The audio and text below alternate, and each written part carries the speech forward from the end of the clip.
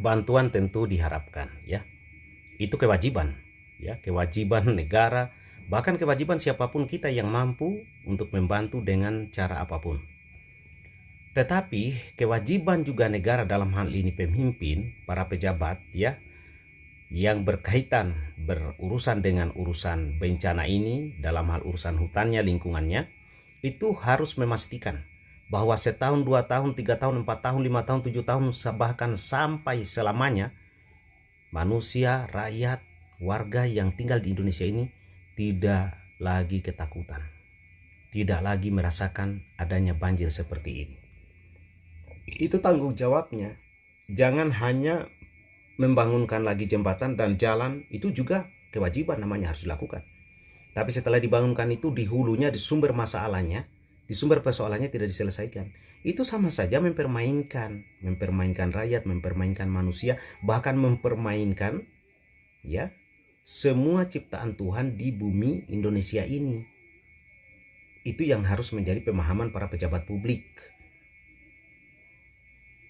Makanya kalau tidak ada langkah-langkah yang konkret, bagaimana itu yang namanya hutan itu yang berkaitan dengan antisipasi, jangan sampai terjadi hujan lagi dan ada lagi banjir begini, harus ditunjukkan dengan kenyataan. Masyarakat harus mengawal itu, harus melihat itu.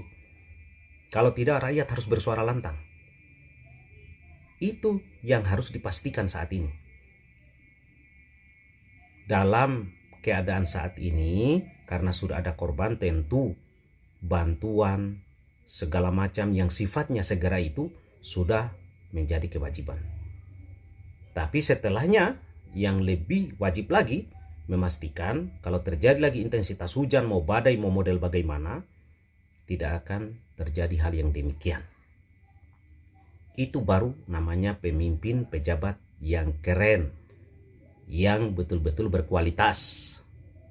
Maka saudara sekalian, ke depannya kita harus pastikan bahwa yang layak untuk jadi pemimpin adalah manusia yang mempunyai dan memiliki ilmu pengetahuan yang utuh, bukan hanya pandai dan pintar pencitraan saja.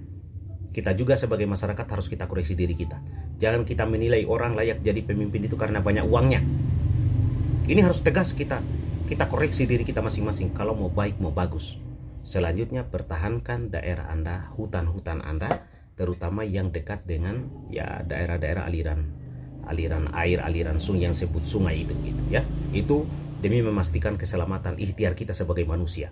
Selanjutnya, setelah itu, ya, kalau kita sudah berikhtiar maksimal berdasarkan pengetahuan pemahaman kita, baru terjadi apa-apa, itu sudah merupakan kehendak Yang Maha Kuasa. Itu dari saya, saudara.